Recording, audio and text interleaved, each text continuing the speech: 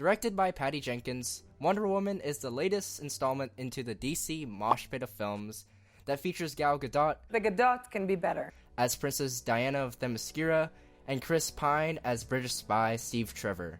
After saving his life when his plane crashes on the island of Themyscira, Diana leaves the island and ventures forth towards the front lines of World War I to take down the German General Ludendorff and the nefarious Dr. Poison and prevent them from unleashing a new chemical weapon that, if employed, will claim the lives of millions on the battlefield. Here's my brief non-spoiler review on the film. It does a serviceable job at establishing the origin of Wonder Woman. It has a clear and simple plot, the performances all around are solid, and the action scenes are well constructed. In terms of a superhero film, Wonder Woman is a safe installment into the DC franchise. It doesn't break the mold of what's expected from a superhero film, but it accomplishes what it needs to well. So if you value my opinion, don't. Watch these guys instead. But seriously, if you've seen the trailers for Wonder Woman and it doesn't seem like your cup of tea, no need to watch it. If you're a fan of the character from the comic books, I think you'll enjoy it.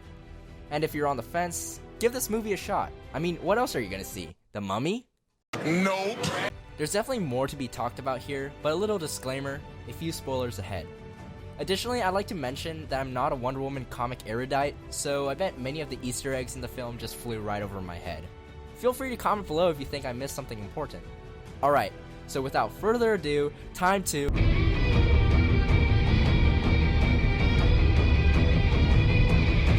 When Gal was first announced to play Wonder Woman, there was skepticism at the casting decision. The boob is not enough. Great song. Breasts are too small. This article, written by Sharon Dawn Iwahara on Movie Pilot in 2015, states, I am prepared to go on record as saying that I feel Gal Gadot as the choice for Wonder Woman will be a disaster. Well, she hasn't posted anything since, so... Yeah. While not possessing the typical bulky frame as depicted in the comics, Gadot standing at 5'10" appears more athletic and lean, visually providing the audience with a more realistic imagining of the character. You can't criticize either her lack of effort, as she gains 17 pounds of muscle for the role. I'd say it's a strong part, physically it's as very well. physical. Did you have to train for that? Oh, did Yeah, I? quite a bit. A lot. Yeah. What was your specialty? Did they put you through? I was training for 6 months prior to the shoots, and 6 hours a day. I did 2 hours gym work, 2 hours fight choreographies, and 1.5 hours, 2 hours horseback riding. I wouldn't call her a threatening figure per se, but she looks convincing enough to be able to hold her own. Yet I think what's more valuable to the film than her appearance is her performance.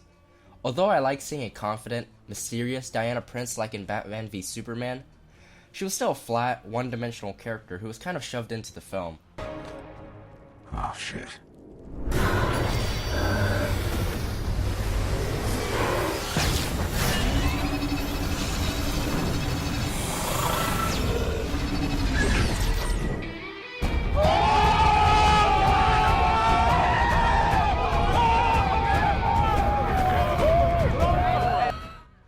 This Diana, on the other hand, has the same ferocity like in Batman v Superman, but is also empathetic, funny, and most importantly, naive.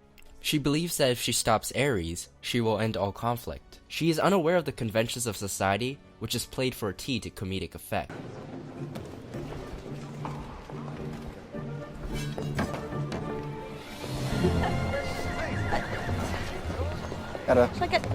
Why don't I meet you back at the office? And meanwhile, I'll take this for safekeeping. Oh, no, I don't think so. You gotta put the sword down, Diana, please. It doesn't go with the outfit. At all. Put the sword down, first of all.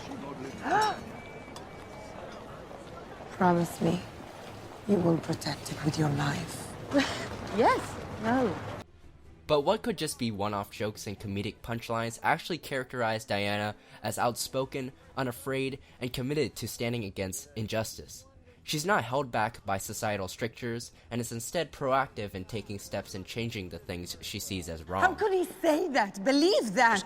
And you, was your duty to simply give them a book? You didn't stand your ground. You didn't fight. Because there was no chance of changing his mind. This is Ares, and he's not going to allow a negotiation or a surrender. The millions of people you talked about, they will die. We are going anyway. You mean you were lying?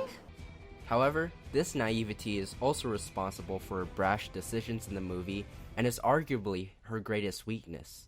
At its core, the film shows the development of Diana as a person, and the shedding of childhood innocence as she witnesses firsthand the horrors of war and ultimately learns evil isn't manifested in one single entity. This vulnerability is essential to the audience's investment to the film because she outclasses every single character physically. It's hard to maintain tension in a film where your protagonist is always on the winning side of a battle. You might recall that Ares appears to have the upper hand during their final confrontation, but then she goes Super Saiyan, absorbs lightning with her bracelets, and then completely obliterates him. I know Wonder Woman is supposed to be near Superman level, hence her being named the God Killer, but without a comparable adversary in the film, the tension is drained from the fight scenes, which means that the action set pieces need to be able to capture all from the audience. For the most part, the film accomplishes this goal. The fight choreography is stellar, but nothing impressive like The Raid, John Wick, or even Daredevil.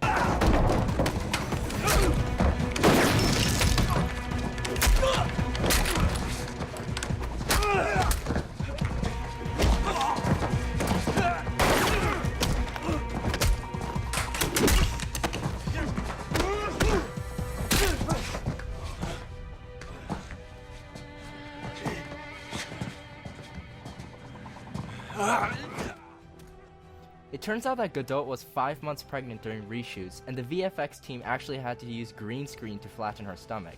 Nevertheless, it wasn't too difficult to spot Gadot's body double or when they CGI'd her face onto the stunt double, but at least it looked better than it did in Batman v Superman.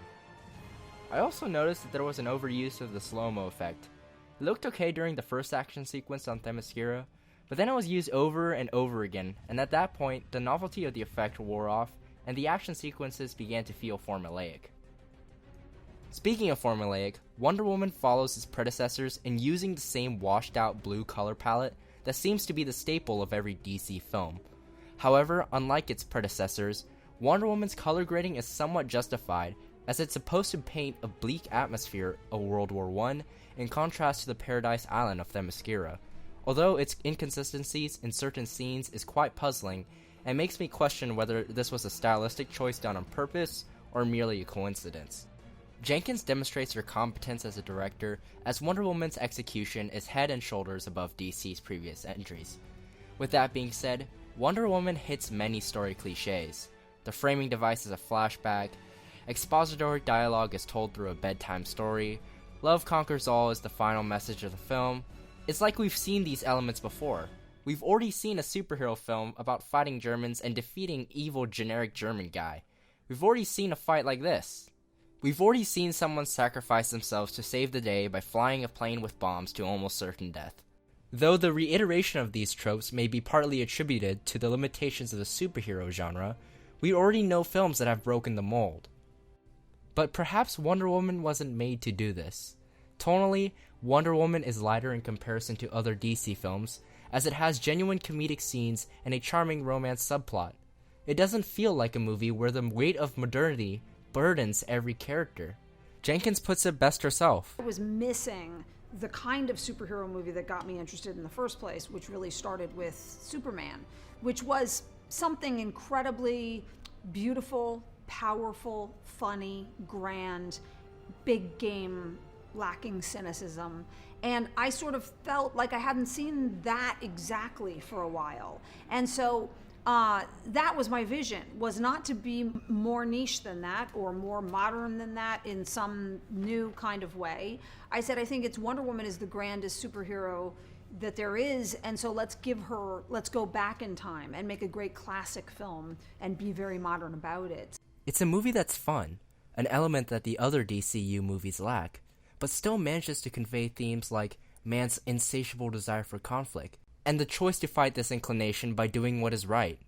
This coincides perfectly with the other DC's films, as Wonder Woman is presented with the same choice that Superman has to make in Batman v Superman.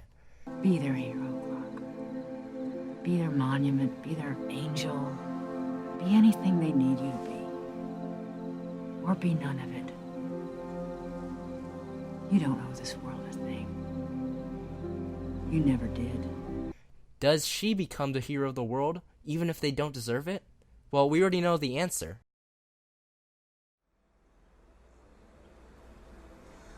100 years ago, I walked away from mankind. From a century of horrors. Man made a world where standing together is impossible. Man is still good. She walked away from the world. Despite defeating Ares, conflict persisted just as he had predicted. She had abandoned hope, until Superman tried, just as she once tried to make the world better. Until Bruce Wayne sent her a photo of Steve Trevor, who once told her you can either do nothing or you can do something. This is the reason why she joins the fight against Doomsday, and why she commits herself to achieving a world that can be. I guess this is why I believe Wonder Woman is the best DCU movie so far. It's able to add another layer to Batman v Superman, so when she finally appears on screen, it doesn't feel like just a glorified cameo, but rather a choice. Is Wonder Woman perfect? Of course not. The villains and side characters lack character development, and the plot twist that Sir Patrick is Ares, feels contrived. I know many, including myself, thought that the exclusion of Ares would further emphasize how war is an inherent flaw in humanity, and would be more impactful in Wonder Woman when she realizes this truth. But altogether, Wonder Woman is a good superhero movie simply because it tells the story of a fundamental hero, someone who reminds us there exists the potential within us to be a force for good.